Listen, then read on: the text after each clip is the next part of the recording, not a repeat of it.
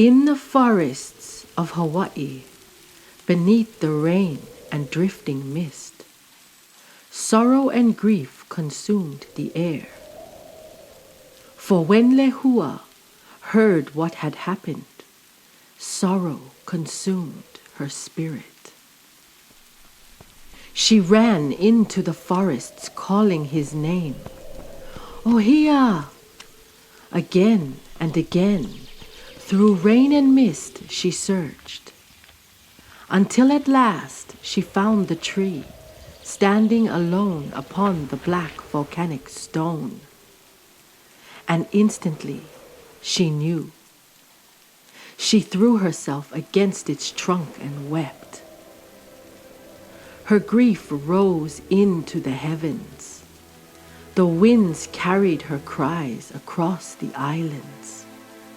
Even the gods grew silent.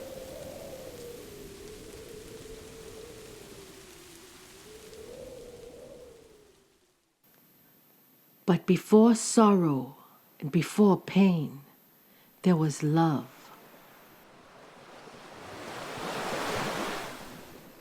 In the time of legend, when the islands were still young, and the volcanoes spoke with the voices of the gods, there lived a warrior named Ōhiʻa. Strong was his spirit, swift were his feet upon the lava stone. Beside him walked the beautiful Lehua, gentle as rain upon the forest leaves. The two were never apart. Where Ōhiʻa walked, Lehua followed, and where Lehua laughed, Ōhiʻa smiled. The people would say, even the trade winds bent softly around them.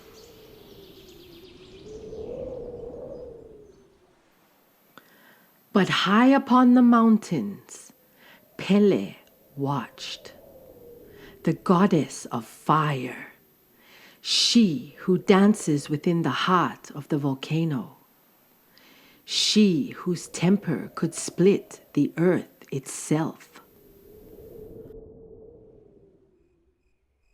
One evening, as the red glow of lava painted the clouds, Pele came down among the people in the form of a woman. Her eyes burned like hidden flame. Her voice rolled low like distant thunder.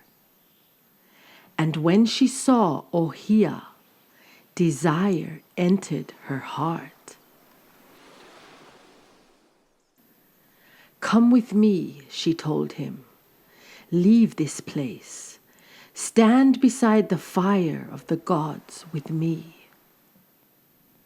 But Ōhiʻa bowed his head with respect. "My heart already belongs to another," he said.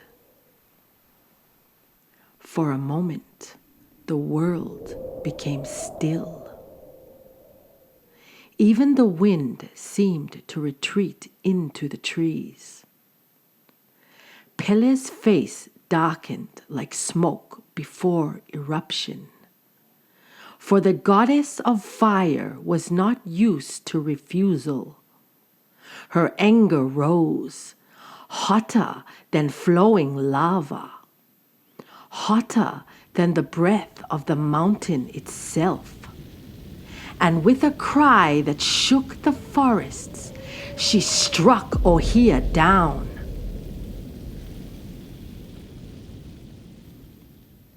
And before the eyes of the people, his body twisted, his arms reached toward the sky, his feet rooted deep into the earth. And where the young warrior once stood, now stood a tree, tall, strong, unmoving against the storms, the first Ōhiʻa tree.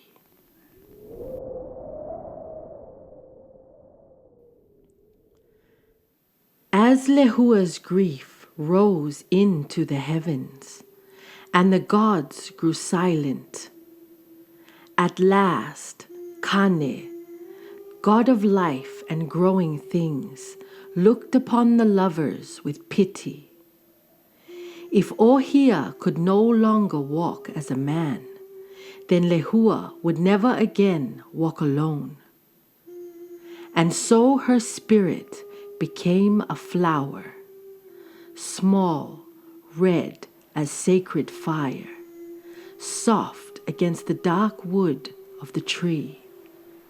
From that day forward, the Lehua blossom would forever cling to the ʻŌhiʻa tree, together as they had always been and will always be for all time.